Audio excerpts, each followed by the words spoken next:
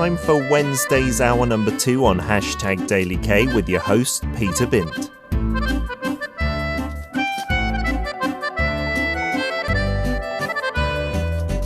Korean dramas, movies, and even lyrics. Why is the world paying attention to Korean stories? From classics to modern masterpieces, time to dig deep into the charms of Korean literature. On Check It Out with Paul.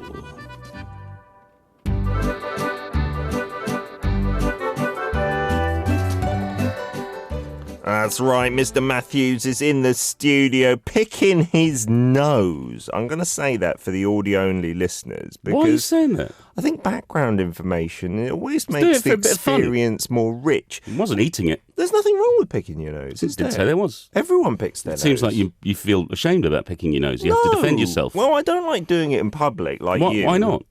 Because I feel like... Go on, pick your nose. No, there's a pick bit... your nose, go on. Etiquette Take your finger. Take your finger. No, I don't want to do it. Index finger, left nostril. Don't make me do it. Oh, there we go. It's actually quite refreshing. I'm not actually picking it. I'm just putting my finger in my nose because my fingers are cold and it makes my nostrils feel quite nice. When you've got a bit of an itchy nose there. Yeah. You've got to give it a bit of a scratch. You've got to give it a scratch. And sometimes you do have to excavate a little bit. You know when you've had a cold and then it all dries up? Yeah. And then you feel there's something there. You've got to do something about it. That's lovely. The feeling when you get it out. But the worst thing is when you feel like you've got it and you pull your finger out and there's nothing there. No, you've got to go back in.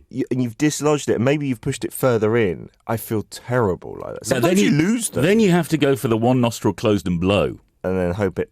Exactly. You use the air pressure, get it out. It's all good. I think we're broadcasting by ourselves now. Yeah, I think everyone's turned off. So, let's go. Today's hashtag has nothing to do with bogies, at least that I can see. What is it then? Handapon, I believe, is today's hashtag. And then the Korean daily sentence was handapon, or these days, smartphone 좀 그만 봐. Stop looking at your phone. What, really? I'm not telling you. That's just the daily Korean sentence. How do you feel? Okay, number one, what does handapon or smartphone come to bring to mind for you? My own phone, of course. Of course. The thing that I can never leave behind, the thing that is with me 24 hours a day. So are you not such a stickler for when you're with others about people being on their phones? I think it depends on the situation. Okay. I think if you're having a chat with an old friend you haven't seen for ages, your phone gets put away or gets turned upside down. Of course. And maybe if you need to answer a call, you do. But generally, you're not going to look at your phone. No. If I go to the theme park with you and a few friends, and we're stuck in a queue, and we chat for a bit, but then we'll look on our phones for a bit and then chat for a bit. The situations are different, I like that. What about when you go out for a meal or something with the missus? Because it really started annoying me. And I was doing it as well. When we first got our smartphones, me and the missus, in about 2009, 10-ish, we realised we were sitting at the table at a restaurant and not talking and just doing our phones. And I was like, this is weird. Like, we used to always just try and talk to one another. Try and talk? Yeah, sometimes it wouldn't work, I'll admit. But I thought, that's terrible. And try to be conscious about that. But you can slip into it as well. I think, it depends. If you're on your way to somewhere, you're in a rush, you go to a cheap restaurant just to have something quick, be on your phone. If you've gone out for date night, you've gone to a nice restaurant, you need to be, talking about the food, talking to each other. You need to catch up. Yeah, sure. I think, again, it depends on the person. It depends on the situation. But generally, you should be with the person you're with at the time. Yes. As much as you can. I do believe in that. I'm not sure what kind of etiquette applies for the new generation of kids who have grown up on smartphones here in South Korea. I think it's a bit different. We shall see. I think also in 10, 20 years' time, with AI and digital avatars and so on, that we may not be meeting people in person. We may be meeting them on our phones in some way. Yeah, so we might have to look at our phones to meet people. Who knows? Who knows? I don't think I'm ready for that brand new beginning.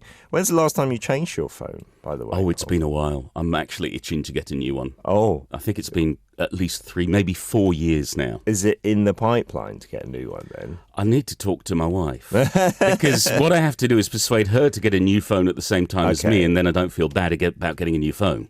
And you get a better deal. You usually sign both of you up onto a new contract. No, discount separate. And stuff. Oh, really? You're not on the same thing? No. Really? No. You can lump it together as a little couple package. I know everyone's turned off after the bogey talk, Peter, but we should probably get onto the book. Is it more interesting than what we've been talking about? Yes, of course it is. My books are always interesting, aren't they? Absolutely. Oh, goodness. Absolutely. You've not read this week's one, have you? Of course not. I've not read any week's one. When is there a time when I said I've read that, Paul? I think once. And that was the little dwarf who, chucked a stone or whatever. A ball. And I'd only read, I think, a quarter, and that was a short story. So that's the be-all and end-all. I apologise. Today's book. Don't be disappointed, Paul. Not feel like you're enlightening me. Okay. All right. Well, I've got a short story. This is 12 pages, Peter, including the introduction and the author biography. So you can read this. Okay. Yeah, it's available online for free. It's a classic work of fiction. It's called The Man I Met in Lockup. 유치장에서 만난 사나이. By Kim Sa-ryang, translated by Jamie Chang. And it's a weird little story. We got drunken old friends catching up on a train, sharing stories, and one has a story of mysterious Count Wang, who may have come to a sorry end. Interesting. I have obviously been affected by Corona more than I thought, because I thought the title was The Man I Met in Lockdown. No, and I was thinking... Oh, so this is a very recent story, but it's a classic. No, we're talking about lockup as in prison. Okay. Yeah. Very different. Very different, but I think we can relate to it as well. There are some similarities with lockdown, I suppose, in the strictest senses. Kim Sa-ryang? Yeah, it's the first time featuring him. Okay. And I think he's a really interesting author. He was born in what is now North Korea, in Pyongyang in 1914. Had a bit of a rough start. He was a sort of politically active high school student and got expelled for it. But then he went to continue his studies in high school in Japan. He went on to Tokyo National University, studied German literature. He got sort of forced into being a reporter for the Japanese army in China. Managed to escape and then became a reporter for the Korean Volunteer Army. For China instead. Okay, patriotic. Yes, and then he sort of after Second World War ended, there was a period of time where he was like, okay, so settling down. Then the Korean War started, and he became a war writer. There, but he died soon after the war started. Oh no! Yeah, so a short life and a brutal end. But we do have his writings from the 30s and the 40s. A lot of his stuff was actually written in Japanese. A lot of people educated then did write Japanese. Exactly, and because of the colonization as well.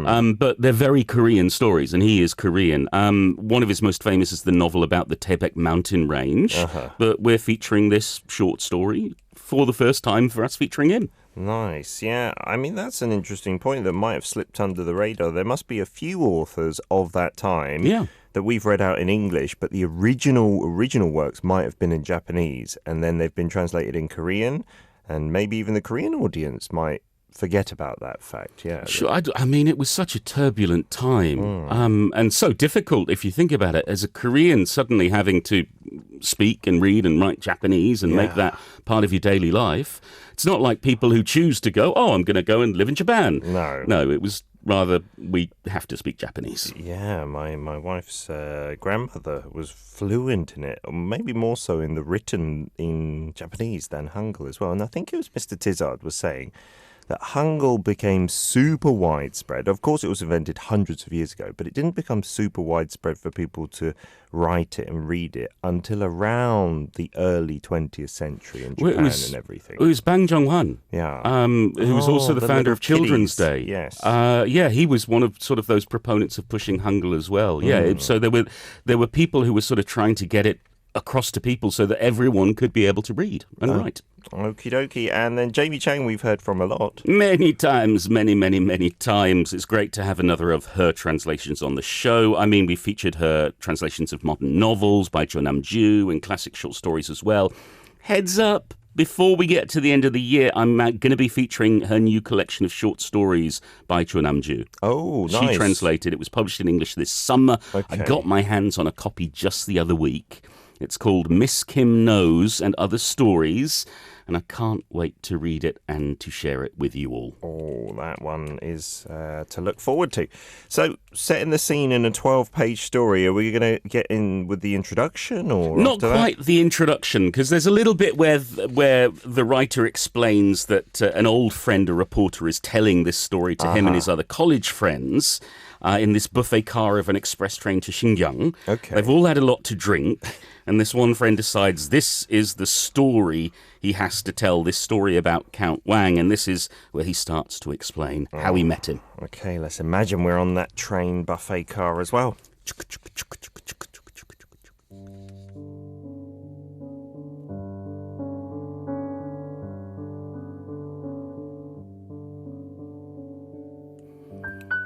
There are so many people in the world we cannot make sense of, but this one was especially strange. To this day, I don't know what his real name is.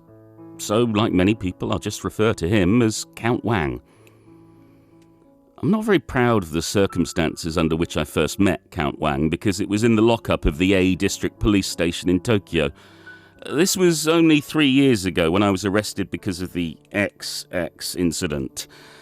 Count Wang was what the detainees, detectives and guards all called him.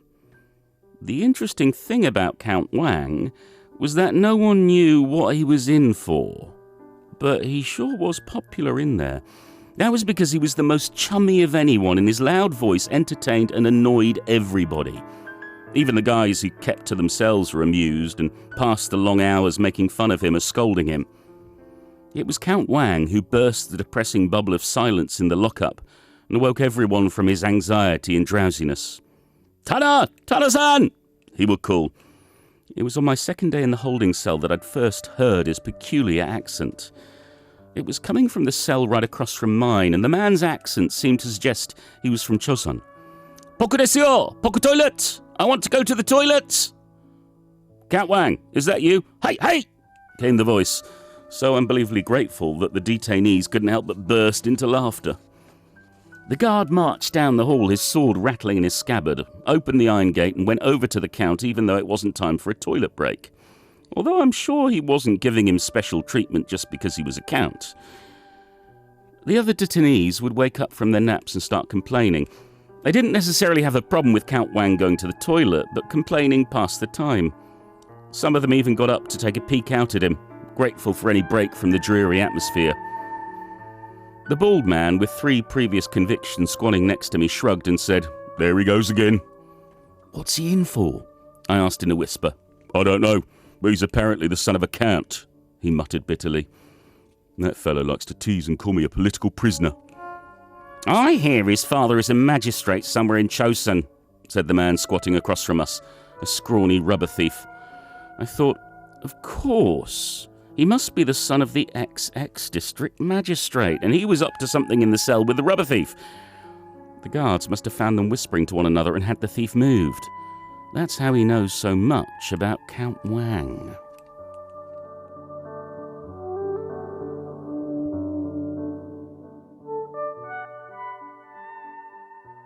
So, who's telling this story? Well, I told you. The guy on the old train. Friend. Yeah, the old friend who's a reporter. But who's not friends with the other people from college? No, they're all friends together. All it's friends. one of them is telling this story. All right, and they're sitting on this train. Yeah. So this friend, this reporter, has been to prison for an incident dubbed XX. We don't know. Yeah, it's often they do this because they're actually referring to something true, but they can't talk about it. Uh-huh. Yeah. Okay. So it's sort of self-censorship, and he's wanging on about Count Wang. Okay, he's having a little wang there. We don't know much about Count Wang, even from that period of time, it seems. No one knew what he was in prison for. No, he's been inside for over 6 months, over half a year. But Okay. no one really knows why. And there are all these rumours about him. They say that he gets special treatment in the special interrogation room. He can read magazines, order in food.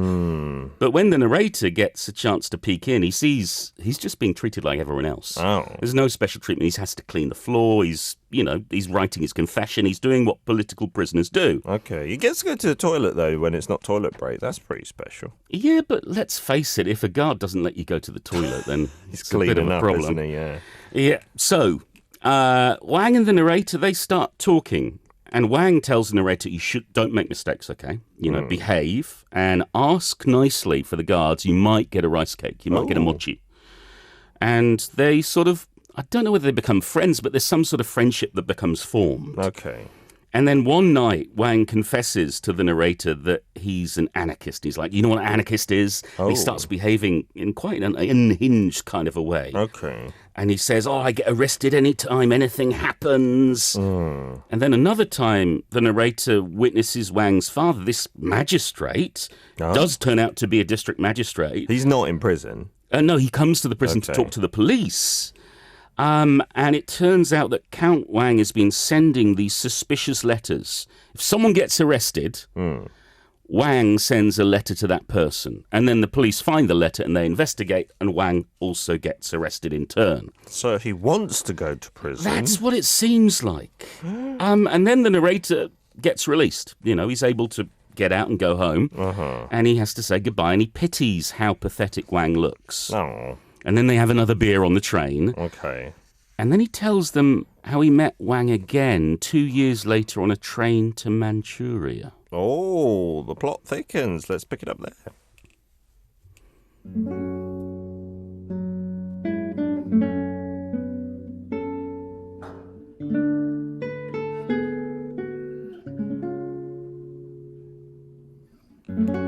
The train was full of people migrating to Manchuria. People were sound asleep, curled up, hunched over and sprawled out next to their luggage, asleep with limbs spilling out into the aisles. Slumped in the aisles, hugging their spittoons. They must have all been exhausted because they were completely out. Not a single person stirred. A child whimpered once in a while and a woman would throw up. A drinking gourd tied to a stone mortar made a rattling sound. I was curled up in one corner. I had my eyes closed, vowing not to think of anything and bury the past in the past. But I was not discouraged. Rather, I felt a new blood and energy of life surging up inside me, and the people of this peninsula were setting out for the vast wilderness since the recent flood and typhoon had destroyed fields, rice paddies and homes. I was determined to be courageous and build a new life for myself as well. I vowed that I would find myself a new life. I was getting so worked up that my body was starting to feel warm and I was on the urge of turning red in the face. In the meantime, the train headed for the border continued to blow its whistle and run full speed ahead. It ran on the same track as this train we were on, and each time we stopped, a local crowd of people headed across the border would get on the train. Because of the racket, I opened my eyes and looked out the window. It was still snowing heavily outside. Several hundred people were headed across the border, each with bundles in their hands or on their heads. They would scream as they rushed to the back of the car like ocean waves. Before long, scores of them rushed into our car and then muttered something amongst themselves and rushed out again. But I saw a man, about medium height in a black coat and white silk scarf, stumbling into the car after the crowd had gone. He stood by the door for a while, looking vacantly around the inside of the train. He frowned several times and pouted his thick lips as though he was in pain. His face was red. There were 3 or 4 deep furrows across his forehead. He seemed out of breath. I thought he was drunk, but at the same time, I rose to my feet, flabbergasted. He must have recognized me too, for his eyes grew wide and then he grinned. I yelled to him. This was without a doubt the same face that appeared in front of the special interrogation room at the A police station and grinned at me. It was Count Wang. He stumbled over to me, nearly falling in the process, and embraced me. He reeked of alcohol. "By Tokyo, comrades!" he cried out without any reservation. The alcohol made his Japanese sound even more heavily accented than before. "As I live and breathe, how have you been all these years? You don't look very good."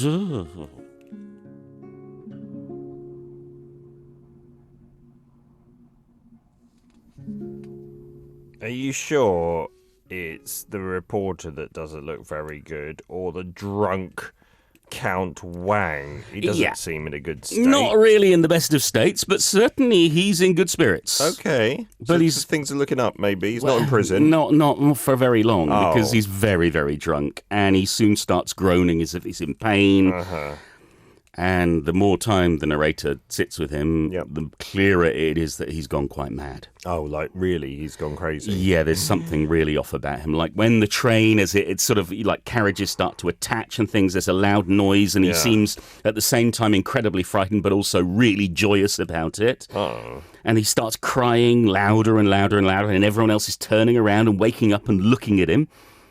And then Count Wang says to the narrator, I love to cry. I love to shriek. That's why I take the immigration train to China. He's all over the place. Yeah, and then he suddenly changes sort of his aspect again. He starts accusing the narrator. You've come after me for revenge, haven't you? Oh, he's paranoid as well. Completely paranoid. Narrator's trying to calm him down, to reassure him, but he's babbling and crying and shrieking. And the narrator says, look, you're a fool. And at that point, Count Wang slums to the ground. Oh. He's out for the count. Oh, dear. Back to the storyteller. Another beer, please. Obviously, they're having a good time listening to the story. He's having a good time telling it. Okay, so we're flitting back and forth. Yeah, just a little bit. And the narrator continues. So he's going to get off the train at Daejeon Station. That's the plan. Oh. But as the train comes in, it jerks and he falls on top of Wang. Oh. And Wang's completely out of it. He decides, I should probably wake him up, because if he doesn't move, when the people get on the train, he's going to be trampled. Oh, dear. So he tries to wake him up, he tries to move him, but he won't shift. And he's really worried. But he's also got to get off the train, and then he gets caught up in the rush of passengers, and he's sort of being pushed out of the train, and he's unable to help his sort of old friend. Oh, no. And he's looking back, and he's thinking, is this the end for Wang? Oh, dear. That would be rather tragic, wouldn't it?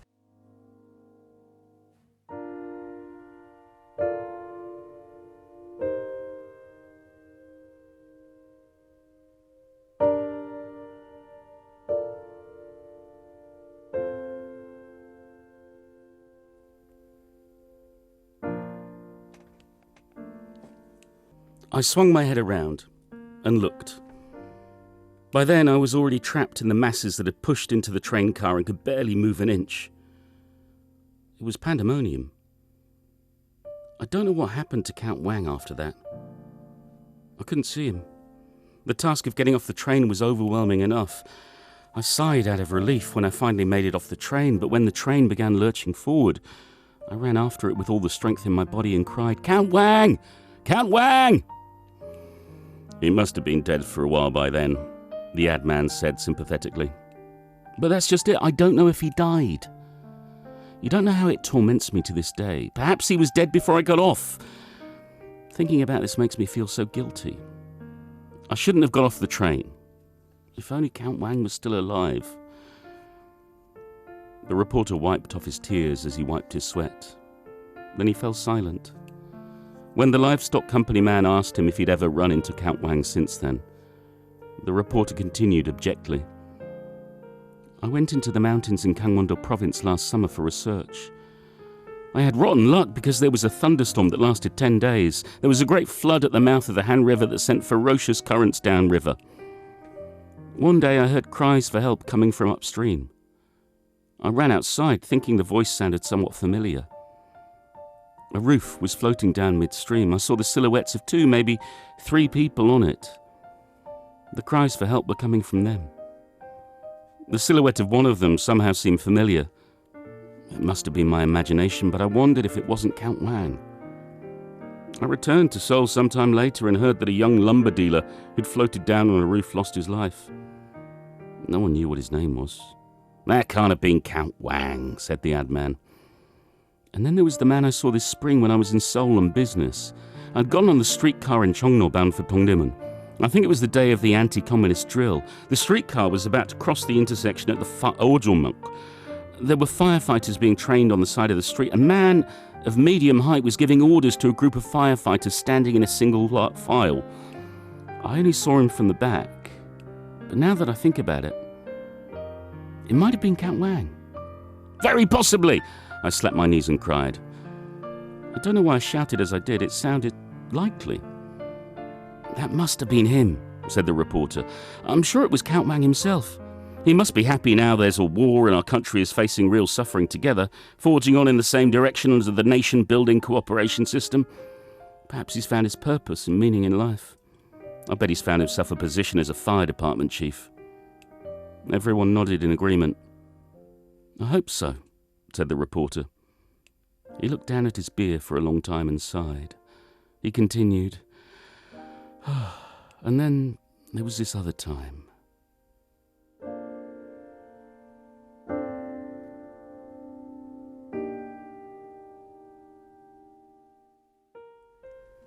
Seems like he's trying to convince himself that Wang was okay, that Wang's still alive. Yeah, that's, for me, that I had this exact same feeling as I read this. We never know. We can suspect, and I suspect that Wang's dead. And this is how it ends. Yeah. This is just going on to another story, perhaps. Or maybe another time where he thought he saw Count Wang or something. Yeah. But he's just... It seems like he's really struggling with the fact that he didn't know as well. They're not knowing whether Count Wang was alive or dead. And the fact that maybe he could have done something and he didn't, or we couldn't. Oh. And I think this is something that was true when this story was written in 1941, and it's true today. We all want a little hope, even when we know there is no hope. And for me, reading this, I was thinking about who is Count Wang? Yeah. Not literally, but metaphorically speaking. And for me, he feels a bit like a representation of a certain part of the Korean people at that time. Those who were so scarred and traumatized by colonization that they go mad, that they become crazed with fear or anger or pain or whatever. It must be way more widespread in turbulent times. You know, people just losing their minds in some way, shape, or form, to some degree. Yeah, and there's something really almost masochistic about the way that Wang behaves, like trying to get himself arrested or deliberately getting so drunk on a train that could be where it could be dangerous, or wanting to cry and shriek with the people who are running away from their lives. It's a bit self-destructive, isn't he? And the other thing I wondered is, we know his father's a magistrate. Okay. I think we can say we think that's true. Yeah. So it's almost as if this is a man, Count Wang is a man born into a wealthy family, and he feels guilt for that wealth. I was born with a silver spoon, not a dirt spoon, and I want to pay my penance. You do see that sometimes, right? People feeling they're not worthy of that, or it's not fair to be so wealthy and happy in a terrible situation for everyone else. Yeah, and I think what's really, really difficult to understand for those of us who live in freedom is that when you live under occupation, you're sort of living with a mask on your face. You have to pretend that everything's fine, even if it's not, because they will arrest you and they will put you in prison. Even if you're raging at these occupiers above you, you have to just carry on with your life or you go mad. So maybe Count Wang is our inner thoughts. You know, our shadows inside ourselves, escaping and personification through this man. And it makes me think, what would I do? If I had been a Korean at this time, living in Korea or living in Japan under Japanese occupation, would I have been able to cope? It's so difficult to imagine that, right? Especially in this day and age when everything's so peaceful and we're so free, relatively speaking. I think the majority would just go with the masses, wouldn't you? Like you said, it would be a mask, but you'd just try and get by with your life. You try not to get noticed, perhaps. But you know what they say? They say that, you know, evil things happen when good people do nothing. And we all have to look at our culpability when something is happening around us, and if we do not speak up, if we do not stand up and do something or say something. Maybe the reporter is feeling a bit like that. That's a representation of not doing something. Exactly. In a bigger way. And I think there's also the issue we have to talk about when we look at the history of Korea and Japan is the collaboration. And there were people who were very much on the Japanese side, you know, who would like, this is great, I'm all for it. There are other people who felt like, how am I going to survive? And does this mean I have to collaborate with my occupier? Yeah. And okay, maybe I do, and maybe I don't like it, but maybe it's going to save my family's life. Maybe it's going to get me a little money to buy food or whatever. People have to make very hard choices, and then they have to live with those choices afterwards. Yeah, I think those people find it the most difficult. Like, rather than the people who are, quote unquote, maybe evil and totally on board with the occupiers and becoming rich off of that. It's the ones that were in between that were not quite sure and maybe doing it for their family. They might have had sleepless nights and gone crazy like Wang. Yeah, but I think everyone on the train is perhaps one of those people. I get the feeling that they've all done all right out of this. They're not starving. They're able to sit on the train and drink beer and have a good time and talk and reminisce. But people like Count Wang can't. Yeah. He's gone. Well, Benny says, no, thank goodness he is alive. An amazing story it is. Well, you're free to have that interpretation. Absolutely, well. And I would never stop you from having that. As always, reading is very subjective, and I think that when I introduce these books, and I've introduced a lot of them over the years, is that I can only bring my personal perspective. I can be as objective as I can, but when we have an ending that is sort of untied like this, where there are loose ends, I'll give you my perspective, but that doesn't mean I'm right. Goodness, no, never think that Paul is right. I never do. Do not worry. I don't know. So this is a pretty depressing tale? Well, there's humour in it in the way that it's told, and Count Wang is this sort of outrageous character. But at the same time, there is this sense of hope. Really? And I think in 1941 when this was written, this is 9 years before Kim died. Yeah. A war was on, but a war could mean freedom for Korea. Yeah. There was a possibility that there could be this change. And I think what all these old friends sitting in this train drinking beer are thinking is, could there be a new start? You know, is there a spark of hope here? And there was, unfortunately. Korea had to get through the turbulent late 1940s and then the Korean War. And the fact that, just a week and a half ago, we had Remembrance Day. Yeah. And here as well in Korea, in Busan, there was a big ceremony at the UN Memorial Cemetery where they had veterans from overseas coming to pay respects. Korea's been through so much, and we've lost so many good authors, I think, because of what happened to Korea. But it's great that we have Kim Sa-ryang's story and that we can sort of reflect on what it must have been like to be amidst all that turmoil. Yeah, and as a war writer, like you said, he died during that Korean War, right? Yeah. So we don't have too much more of their works. A one-line review, please, Paul. A curious tale of an anarchist and his seeming end. A slice of emotion from that long occupation. Yeah, it's interesting, isn't it? Those 12 pages give you a slice of that time. And feel free to interpret it how you like. Next week's book? I'm excited for this one. I've got another chapbook. You know, I introduced a chapbook a few weeks ago. Those short stories that are printed in these fabulous little staple books. It's called Walk with a Goddess. It's by Jimin Lee, and it's translated by Paige Anya Morris. So very excited to bring that to you. Looking forward to it. Paul, as ever, thank you for your fabulous reading. Thanks as always to everyone, to the Literature Translation Institute of Korea for the help with the copyright permissions for all the broadcasts. Thank you to Kim Sa-ryang for his story and to Jamie Chang for her translation. I will be back next week with another book and a lot more nose-picking. Lovely. Looking forward to the latter. You can listen to Check It Out with Paul Matthews on Arirang Radio's #DailyK every Wednesday from 10 a.m. KST.